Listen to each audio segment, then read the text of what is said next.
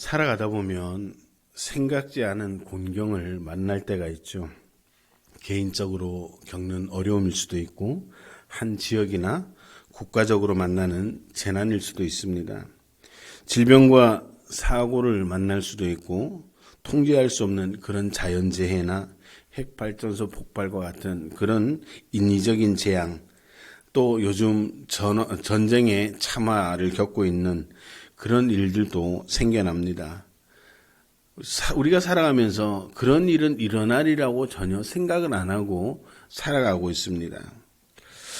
이런 생각지도 않았던 그런 곤경이, 그런 재난이 나에게 닥치고 우리에게 닥치고 우리나라에 닥칠 때 참 당황스러울 때가 너무 많습니다. 사실 요즘이 바로 그런 시대가 아닌가 생각을 해봅니다.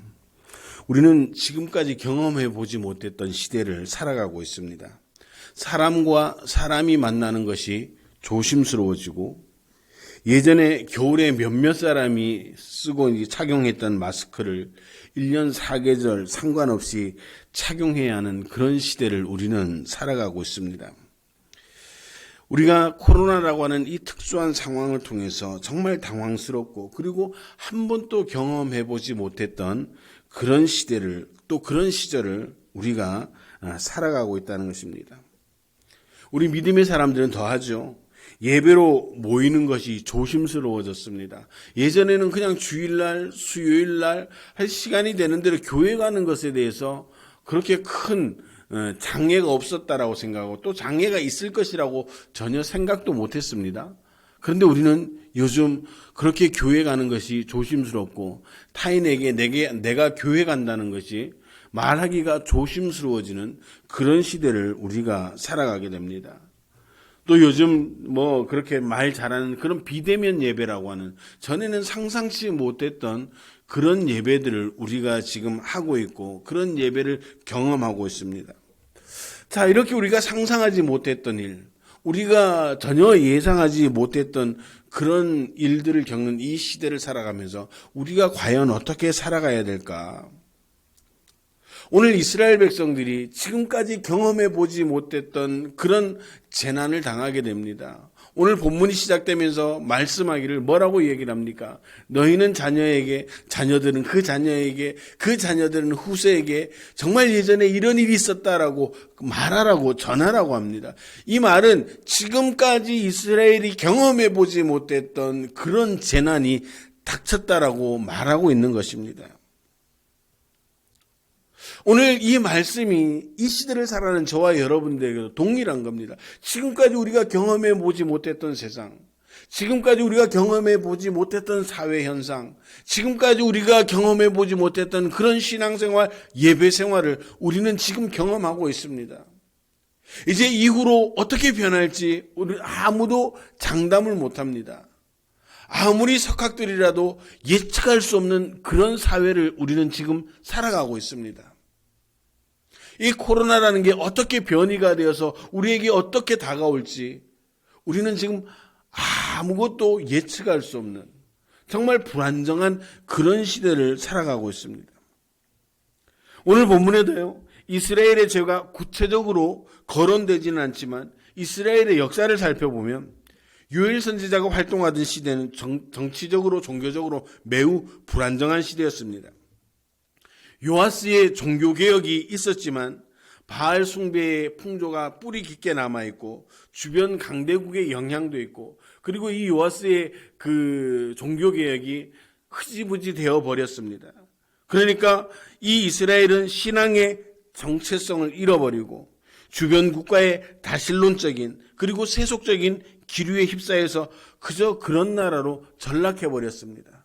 이리 치이고 저리 치는 그런 나라가 되었습니다.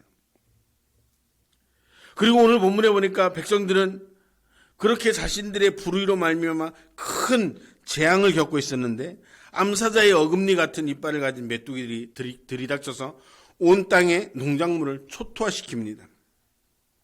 포도나무와 무화과 나무를 죄다 갉아 놓아서 나무는 하얀 속살을 드러냈다라고, 그리고 밭의 채소는 뿌리만 남기고 흔적도 없이 사라졌다라고 오늘 성경은 우리에게 말하고 있습니다. 사람들은 지금까지 경험해 보지 못했던 그런 재난으로 슬피 울며 힘들어하고 있다고 합니다. 일부 백성들은 이야기를 합니다. 야, 이거는 자연재해야. 우연적인 거야. 그러니까 이 시절만 지나면 또 우리는 회복될 수 있을 거야. 라고 이야기를 합니다. 그런데 하나님은 요엘 선지자를 보내서 분명하게 말씀하십니다. 이 메뚜기 재앙은 단순한 자연재해가 아니라 하나님께서 택한 백성에게 보이시는 초자연적인 징조로 이제 앞으로 장차 다가올 여호와의 날에 대한 여호와의 날을 선포하고 있습니다. 자, 이렇게 우리가 생각지 않았던 고난이나 이런 재난이 찾아왔을 때 어떻게 해야 될까? 먼저 우리 자신을 돌아볼 수 있어야 됩니다. 내 자신을 돌아볼 수 있어야죠. 인간으로서의 겸손을 배우고 한계를 성찰해야 됩니다. 메뚜기가 와서 싹 쓸어갔습니다. 그 메뚜기를 누가 막을 수가 없었습니다.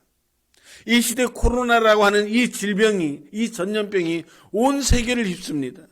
여러분들, 그런데 이렇게 과학이, 의학이 발전된 시대를 살아가지만 그 코로나 변이 바이러스 하나에 수만 명의 목숨이 그냥 쓰러져 가고 이 세계가 아주 초토화가 되어버렸습니다. 우리는 과연 이전 시대에 이런 일을 생각했을까요? 코로나라고 하는 이 재난을 상상이라도 해봤겠습니까? 모르긴 몰라도 많은 의학자들이나 많은 과학자들이 어떤 질병이 와도 잘 통제가 될 수 있으리라고 생각을 했을 겁니다. 그런데 이 코로나는 전혀 통제되지 않은 이런 시대를 살아갈 때 우리가 우리 힘으로 뭔가를 해보자, 우리의 지식으로 뭔가 해보자, 그것이 아니라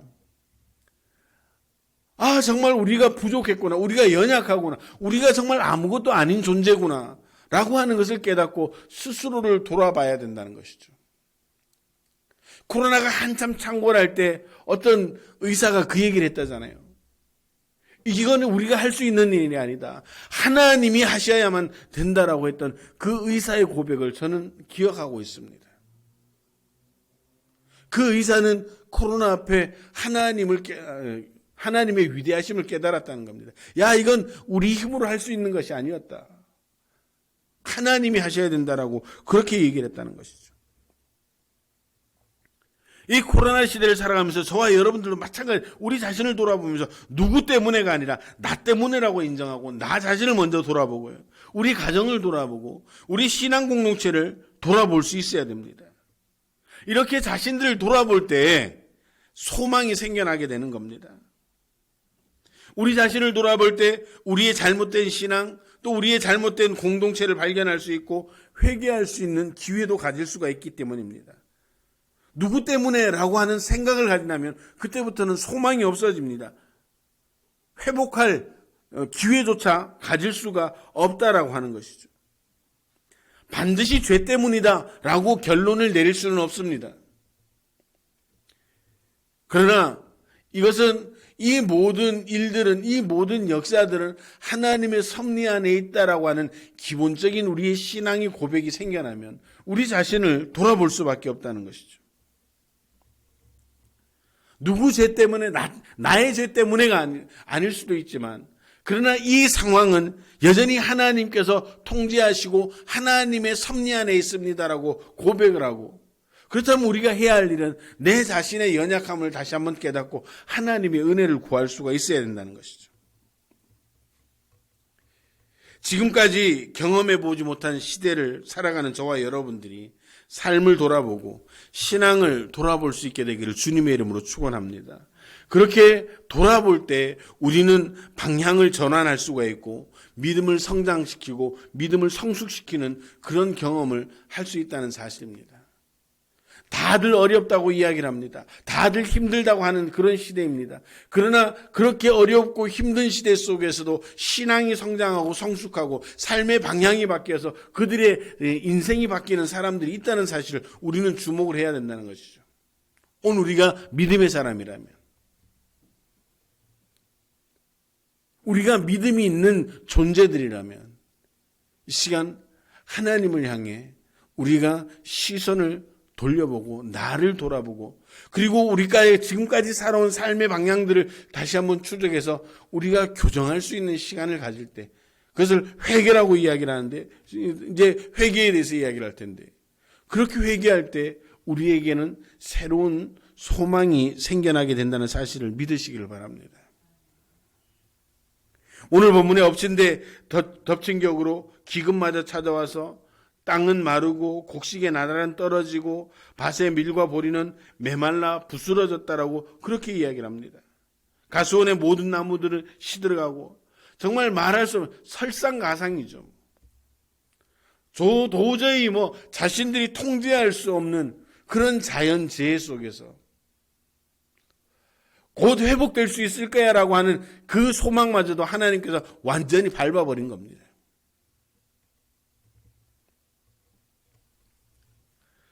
이런 우리가 심각한 재난에 직면하고 우리의 통제를 벗어난 이 사회를 우리는 여전히 하나님의 섭리 안에 있습니다라고 고백할 수 있어야 된다는 것이죠. 그래서 오늘 본문에 보니까 혹시 죄가 발견되면 처녀가 약혼한 남자를 잃고 굵은 배를 동이고 애곡하는 것처럼 제사장이 굵은 베옷을 입고 단 앞에 앉아서 슬피 우는 것처럼 눈물로 회개해야 된다라고 우리에게 촉구하고 있는 겁니다. 개인은 개인의 죄를, 사회는 사회의 죄를, 국가는 국가의 죄를 슬피 울며 참회할 수 있어야 됩니다. 회개는 눈물 어린 참회로부터 시작되는 줄 믿으시기를 바랍니다. 지난주에도 제가 잠깐 말씀드렸지만 요즘은 나만 아니면 돼라고 하는 이런 사상들이 팽배해져 있죠. 성경은 우리가 지체라고 말합니다. 오늘 저와 여러분들이 주님을 머리로 둔 각각의 지체라고 표현을 합니다. 이 말은 뭐예요? 일심동체가 되어야 된다는 것이죠. 극한 이기심은요, 공동체를 파괴시키고 결국 자신을 해치는 결과를 가져오게 됩니다. 우리는 이 시대를 보면서 눈물 흘리며 회개할 수 있는 마음과 믿음을 가져야 됩니다. 나를 불쌍히 여겨달라고, 우리 가정을 좀 불쌍히 여겨달라고, 우리 공동체를 불쌍히 여겨달라고, 그리고 이 나라 이 민족 세계 열방을 좀 불쌍히 여겨달라고 우리가 기도할 수 있어야 합니다. 여러분들 이 시대, 오늘 이 요엘서가 쓰여졌던 그 시대에도 마찬가지지만 오늘 이 시대에요, 하나님의 긍휼이 임하지 않고는 이 재난 가운데서 벗어날 수가 없다는 것입니다. 그 의사의 고백처럼 이제 우리의 힘이 안 되니까 하나님께서 하셔야 된다고 했던 그 고백처럼 오늘 우리는 하나님의 긍휼을 구하고 이 시대에 하나님의 긍휼이 임하지 않으면 결코 이 시대는 바로 세워질 수 없다는 사실입니다. 오늘 우리 함께 회개하기를 바랍니다. 오늘 내 자신을 철저하게 돌아보고 생각나는 죄들을 철저하게 회개하시기를 바랍니다. 그렇게 회개할 때 하나님의 긍휼을 경험할 수가 있고 그렇게 하나님의 긍휼을 경험하게 되면 치유와 회복을 경험할 수 있는 것입니다.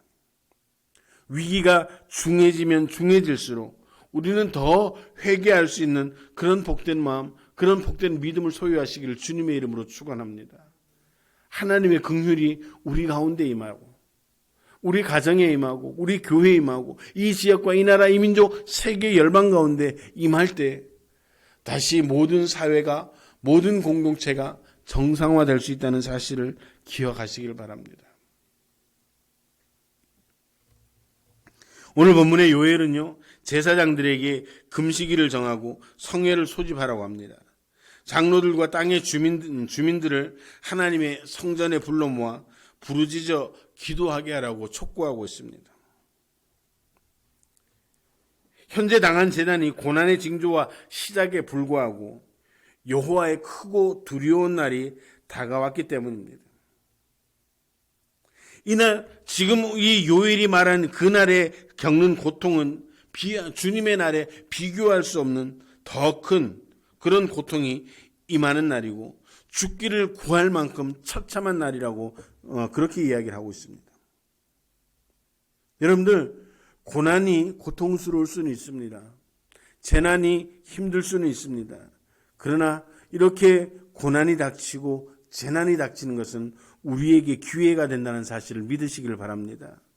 고난을 통해서, 재난을 통해서 내 자신을 새롭게 할 수 있는 기회가 되고, 정금 같은 믿음의 열매를 맺을 수 있는 기회가 되어지고, 장차 임할 그 진노를 피할 수 있는, 준비할 수 있는 기간이 되기 때문입니다. 그래서 성경은 이야기합니다. 그리스도인에게 고난은 오히려 복이다라고. 고난이 말씀을 가르치고, 고난이 겸손을 가르치고, 고난이 믿음을 더 성장시키고 성숙시킬 수 있다라고 말하고 있습니다.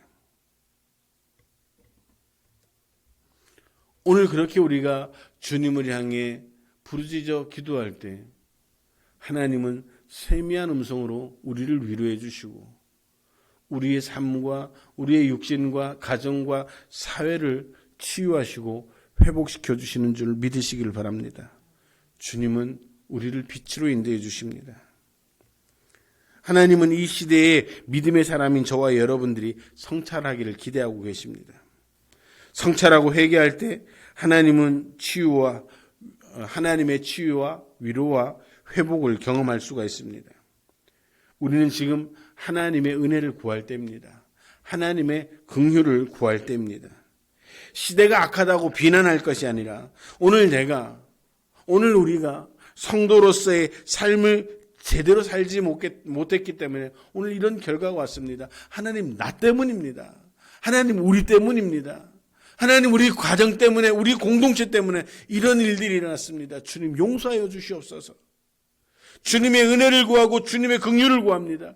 이제 우리 힘으로 할 수 있는 것이 없으니 주여 우리를 도우시고 우리를 긍휼히 여기시옵소서. 우리 죄를 용서하시고 우리가 다시금 하나님의 나라의 백성으로 다시 한번 회복되어질 수 있는 그런 은혜를 구합니다. 라고 그렇게 기도할 때 우리의 삶이 회복되어지는 줄로 믿으시길 바랍니다. 잘못된 병균 때문에 일시적인 재난이라고 그렇게 안일하게 생각해서는 안 됩니다. 자연재해일지라도 일시적인 현상일지라도 이 모든 것이 하나님의 통제 아래, 하나님의 섭리 안에 있음을 인정하고 하나님의 은혜를 구할 수 있어야 됩니다. 하나님의 은혜와 능력이 아니면 우리는 소망이 없습니다. 메뚜기가 이스라엘을 다 허물어뜨린 것처럼 하나님의 은혜가 없으면 우리 자신도, 우리 가정도, 우리 교회도, 이 나라와 모든 민족도 소망이 없어지게 됩니다. 삶의 위기를 만날 때, 삶의 재난을 만날 때 내 자신을 돌아보고 회개하고 기도하고 하나님의 은혜를 구하고 하나님의 긍휼을 구할 수 있는 그런 성도가 되어질 때 우리에게 소망은 있고 무너지지 않는 하나님의 은혜가 임하게 되는 줄로 믿으시기를 바랍니다. 오늘 저와 여러분 스스로가 성찰하시고 하나님의 은혜를 구할 수 있는 이 시대의 마지막 보루가 되어서 시대를 지키고 나라와 민족을 구하는 그런 복된 성도, 능력의 성도들이 되시기를 주님의 이름으로 축원합니다. 기도하시겠습니다.